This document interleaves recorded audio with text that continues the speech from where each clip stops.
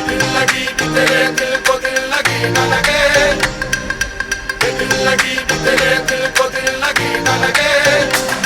वफाओं की हमसे तवक्को नहीं है, वफाओं की हमसे तवक्को नहीं है।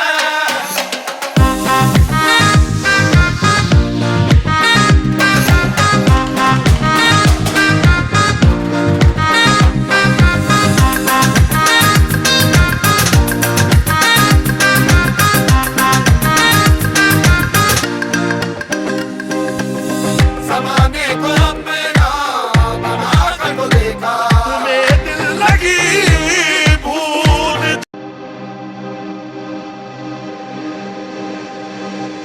दिल लगी भी तेरे दिल को दिल लगी न लगे, दिल लगी भी तेरे दिल को दिल लगी न लगे। अस्सलामुअलैकुम, welcome back to my channel. कैसे हो आप लोग? उम्मीद है सब खैर खैरियत होंगे और अल्लाह करे अल्लाह हर किसी के घर में ना खैर आफियत का मामला करें। तो व्लॉग की शुरुआत हो चुकी, छोड़ के जाइएगा मत। सुबह का टाइम है, टाइम मैंने दिखा दिया है। दुआ पढ़ते हैं, बिस्मिल्लाह करते हैं, सफ़र की शुरुआत करते हैं। तो मैं जा रही हूँ बहन के बेटे की शादी में यूपी। हम लोगों ने बैंगलोर से लखनऊ की फ़्लाइट लिया है। रात भर हम लोग सोए नहीं हैं। पैकिंग थी बिकॉज़ मेरे घर में मैं और मेरे हस्बैंड बच्चे रहते हैं, तो सारी चीज़ें सैद के, आरओ बंद करके, फ्रिज में चीज़ें समेट के, विंडोज़ क्लोज़ करके, सिलेंडर बंद करके, सारी चीज़ें करके, बर्तन धो के सब करके जो है ना, मैं तकरीबन 3 साढ़े 3 बजे फारिग हुई। देन मैंने बाथ लिया। उसके बाद फिर मैंने जो है ना तहज्जुद पढ़ी। हमज़ा ने तहज्जुद पढ़ा और अल्लाह से खैर की दुआ मांगी कि अल्लाह हम लोगों को खैर से पहुंचाए और खैर से वापस लेकर आए। तो घर से जल्दी निकले थे, मतलब 4 बजे के करीब निकले थे। भूख लग रही थी और सुबह 7 बजे की फ़्लाइट थी और साउथ इंडियन नाश्ता ना किया तो क्या किया। तो रास्ते में रुक के हम लोगों ने जो है ना इडली और चटनी का नाश्ता किया और थोड़ी सी चाय पी और हम लोग जो है ना एकदम एयरपोर्ट के नियर हम लोगों ने नाश्ता किया था।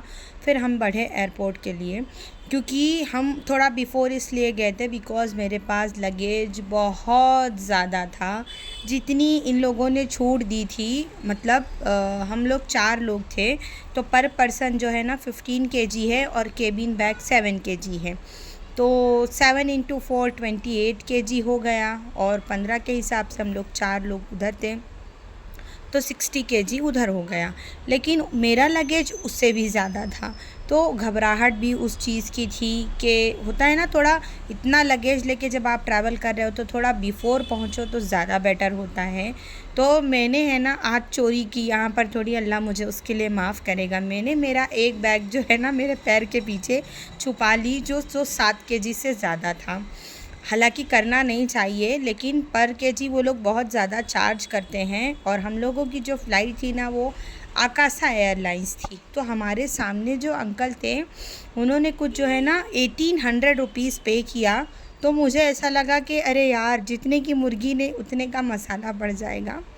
मेरा गला थोड़ा ख़राब है, एडजस्ट कर लेना। ये गला मेरा मनहूस 10-11 दिन से ख़राब है। आप लोगों को पता है, जो मेरे रेगुलर व्यूवर्स हैं वो तो जानते हैं कि मुझे अस्थमाटिक एलर्जी की प्रॉब्लम है। यूपी के धरती पे कदम रखूं और मेरा गला ख़राब ना हो, इम्पॉसिबल बात है। नॉर्थ इंडिया जाते ही मेरा गला जो है ना आउट ऑफ स्टेशन वो भी चला जाता है ट्रैवल पे।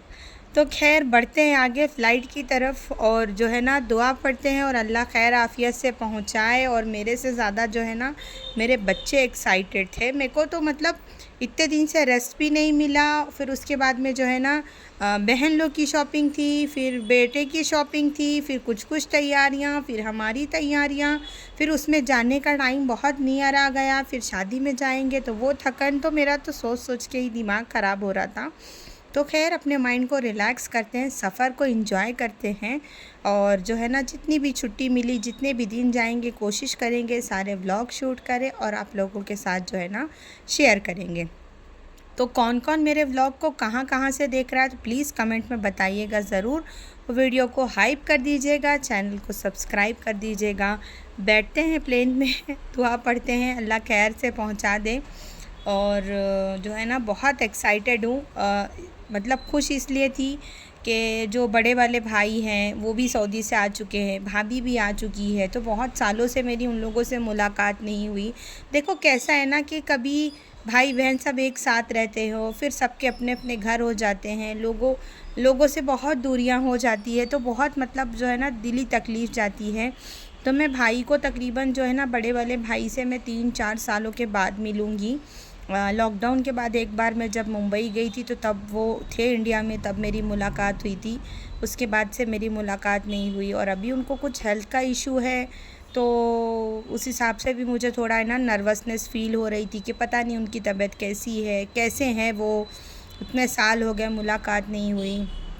मेरे बहन के जो शौहर है वो मेरे फूफू के बेटे भी हैं और उनसे भी मेरी जो है ना तकरीबन 4 साल के बाद मुलाकात होगी। तो बहुत ज़्यादा खुशी से दिल में कि अल्लाह जो है ना सफ़र आसान करे, खैर आफ़ियत से जो है ना दर तक पहुंचा दे और सबसे मिलूं। मेरी फूफू की बेटियां, चाचा की बेटियां, मेरे कज़िन्स, खाला की लड़कियां, सारे लोग घर में मौजूदा हालत रहेंगे, मेरी खाला लोग रहेंगी, तो मतलब बस वही दिल में खुशी थी। और जो है ना 2 घंटे 10 मिनट का सफ़र हमारा कब ख़त्म हो गया, कब लैंडिंग का टाइम आ गया, कुछ पता ही नहीं चला। लोग प्लेन में लेटते ही नींद आ जाती, सो जाते, मुझे तो नींद ही नहीं आती, पता नहीं क्यों एक नर्वसनेस फ़ील होती रहती है, मतलब मुझे नींद नहीं आती।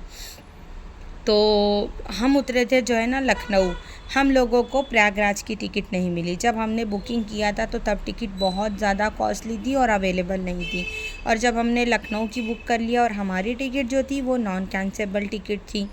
तो लास्ट हम लोगों के जाने के तकरीबन 10 दिन पहले प्रयागराज की टिकट जो है ना अवेलेबल बताने लगी और रेंज भी कम था।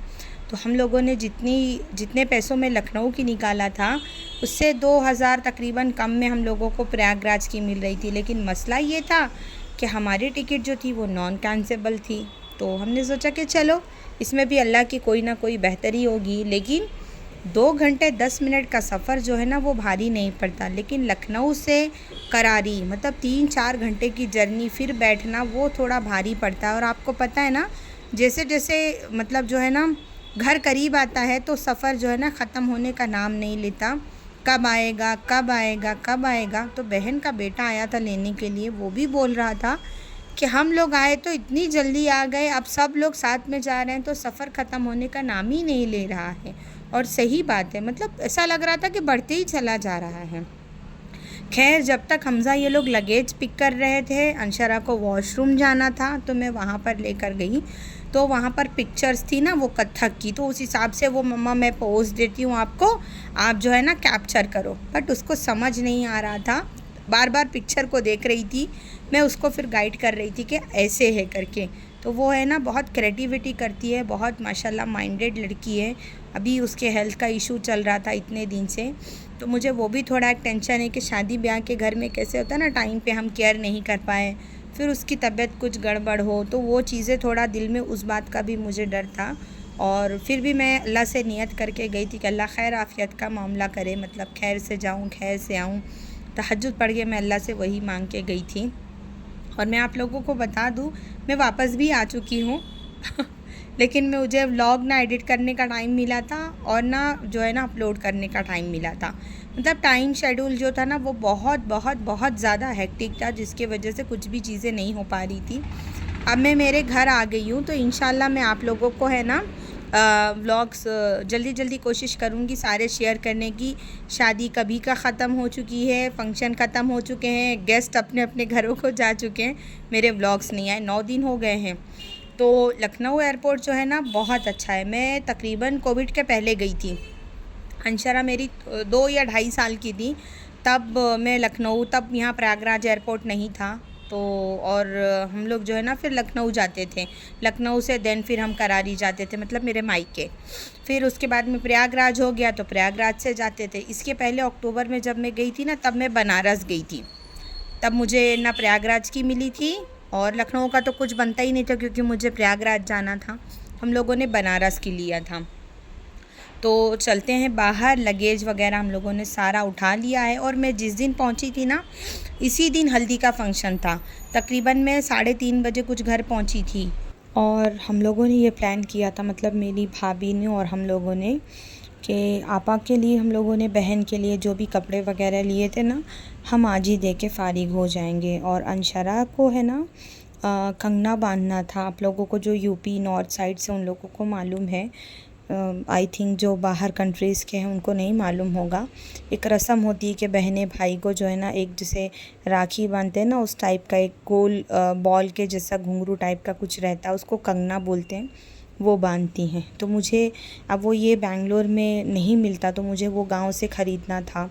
तो मतलब मेरे वजह से हल्दी का जो प्रोग्राम है ना वो शाम में प्लान किया गया था कि मैं शाम दोपहर में पहुंच जाऊंगी, फिर थोड़ा चाय नाश्ता खाना खा के फिर मैं बाज़ार चली जाऊंगी। मुझे जो भी कंगना वगैरह लेना है मैं वो ले लूँगी, और कुछ फ्रूट्स वगैरह पैक करवाना था मुझे हदिया देने के लिए, तो वो सारी चीज़ें मैं कर लूँगी।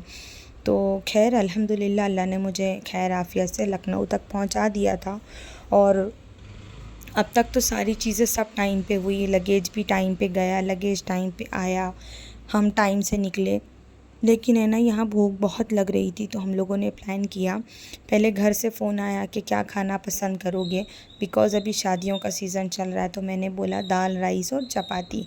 देन उसके बाद में घर जाते जाते बहुत भूख लगी थी, तो रास्ते में एक रेस्टोरेंट पड़ा, क्या नाम है, बटोही पता नहीं, मुझे मालूम नहीं, इसके बहुत सारे ब्रांच हैं। तो हम लोग एक ब्रांच पे रुके और बहुत औसम था, खाना बहुत अच्छा था। मेन्यू में बहुत सारी चीज़ें थी, नॉर्थ इंडियन जितनी भी रेसिपीज़ आती है सब अवेलेबल थी। तो सब ने अपना अपना डिसाइड किया। मैंने डिसाइड किया कि मुझे जो है ना आलू का पराठा खाना है, तो उसके साथ में जो है ना काबुली चना मसाला और रायता, और किसी ने पनीर डोसा लिया था, किसी ने पनीर पराठा लिया था। तो मैंने एक पराठा और वो खाया। फिर उसके बाद में मेरी नीयत लगी थी चाय में, क्योंकि वो मिट्टी के ग्लास में देते हैं ना कुल्हड़ में, तो उसका टेस्ट बहुत अच्छा रहता है। मैंने फिर देखा कि बटर टोस्ट भी था, आग में सेका हुआ, जो बाकायदा उसमें वो तंदूर में सेकते हैं ना, वो वाला था। तो फिर हम लोगों ने वो खाया और उसके बाद में हम निकले घर की तरफ।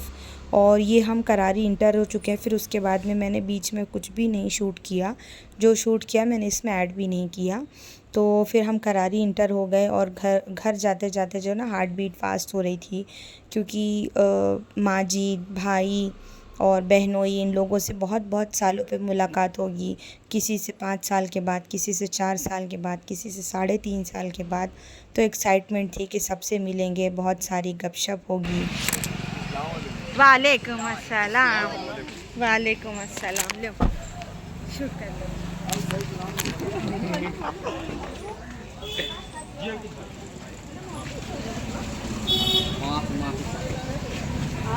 हो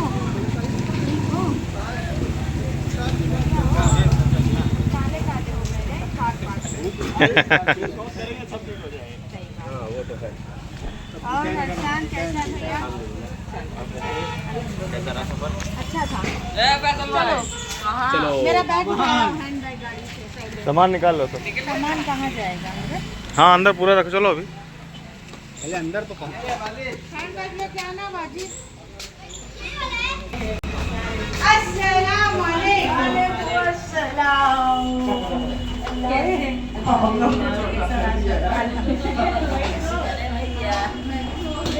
आगे बुप्पी मेरा बेटा खड़ा स्वागत के लिए बुप्पी के रोने वाली नहीं होती, खुशी का माहौल है। रोने वाली नहीं होती। वो हॉल में रखो, हॉल में सब सामान।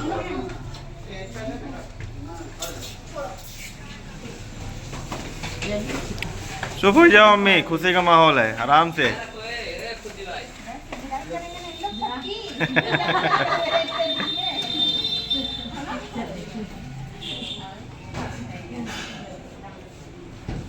कैसे भाई? अरे हमजा भाई किधर गए भाई? मैं भी खड़ी हूँ लेने के भाई। मैं छोटी हूँ, मैंने तो देखा बड़ा वाला भाई।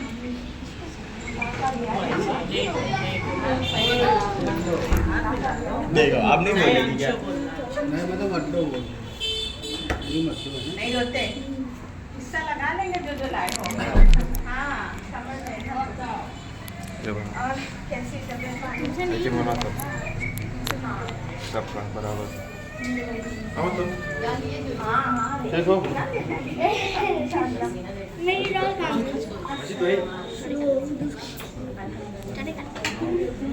जो अंदर मैं मेरे भाइयों के गले मिलती हूँ ना, मुझे इतना सुकून महसूस होता है और अल्लाह का मैं बहुत एहसान अदा करती हूँ कि अल्लाह ने मुझे ना इतने अच्छे भाई बहन और भतीजे भतीजी भांजे भांजियाँ दी है। अल्लाह का बहुत एहसान। बहुत साल के बाद मुलाकात हुई थी, ना ही मैं अपने इमोशन पे कंट्रोल कर पाई और ना ही मेरे भाई भाभी उनके बच्चे बहनें कर पाए। ये मेरे बहनोई है। ये मतलब अंशरा जो है ना इतना जान देती है मतलब अपने खाला खालू को। और मेरे बच्चे भी बहुत खुशकिस्मत है कि माशाल्लाह उनको खाला खालू मामा मामी और मेरे भाई के बच्चे मतलब उनके सबका प्यार मिला। हमारे यहाँ पे मतलब मेरे घर में ऐसा है, ऐसा नहीं कि हमारे घर में चीज़ें नहीं होती है, लेकिन हम लोग आपस में जो है ना सब शॉर्ट आउट कर लेते, कब हुआ क्या हुआ कुछ किसी का मालूम नहीं होता। बहुत सारी गपशप हुई, बातें हुई। देन मैंने बोला ना शाम में हल्दी का फंक्शन है, तो भाभी मैं बाज़ार आ गए क्योंकि भाभी को यहाँ पर बहुत सारी भाजी वगैरह लेना था। भाजी इसलिए लेना था, अभी नए नए चोचले नई नई रस्में निकल रही है। अब लोग पहले जो है ना मिठाई और जोड़े लेके जाते थे, फिर लोगों ने फ्रूट्स उसमें ऐड किया, अब लोगों ने सब्ज़ी तरकारियाँ सब ऐड कर दी है। तो भाभी वही यहाँ पर ले रही थी। जो चौक की रस्म होगी ना, ये लोगों ने जितनी मिर्ची को छोड़ के अदरक लहसुन को छोड़ के प्याज को छोड़ के इन्होंने सारी भाजी लिया। फिर मैं मिठाई की दुकान, भाभी वहाँ से घर चली गई फ्रूट्स पैक करा के, फिर मैं आ गई मिठाई की दुकान पे। मैंने यहाँ से मिठाई पैक कराया और ये इसको बोलते हैं कंगना, ये लेना था मुझे अरशद के लिए, मतलब मेरे बहन के बेटे के लिए जो अंशरा पहनाएगी। तो मैं वहाँ पर आई थी शोएब के साथ में लेने के लिए। मुझे समझ में नहीं आ रहा था और मोल भाव भी नहीं समझता क्या करना। देखो रहते नहीं तो आइडियाज़ नहीं रहता। अब मैं बेंगलोर रहती हूँ, आप यहाँ का बोलोगे, मुझे सब समझता है, मैं इतने सालों से रह रही हूँ। फिर अब मैंने आपा को कॉल पे लिया, उन्होंने मुझे गाइड किया। फिर जो रेट चुकाना था मैंने उनको ही बोला कि भाई तुम ही बात करो क्या लेना है क्या करना है। और भाई की लड़की आई नहीं थी बम्बई से, तो ये डिसाइड हो गया था कि जब वो आएगी तो ये दोनों मिलके साथ में करेंगी। और ये सुनार जो है ना वो हमारे अम्मी के ज़माने के, इनके अब्बा जो थे ना हमारे अम्मी के टाइम से जो है ना काम कर रहे हैं। तो आपा का यहाँ पे कुछ गोल्ड भी था, रिंग वगैरह उन्होंने जोड़ने के लिए दिया था। फिर मैंने वो सारा पिक किया और हम लोगों ने अपना अपना काम सारा डिवाइड कर लिया। और हम अब मैं जाऊँगी घर की तरफ, बिकॉज़ मुझे हल्दी के लिए शाम में रेडी होना है। और नेक्स्ट डे मेरा कपड़ा स्टिच नहीं हुआ था, तो फिर जो है ना मैं कल जाऊंगी बाज़ार वापस से टेलर के पास रोने के लिए। व्लॉग करते हैं ख़त्म, इंशाल्लाह हम नेक्स्ट व्लॉग में मिलेंगे आपसे।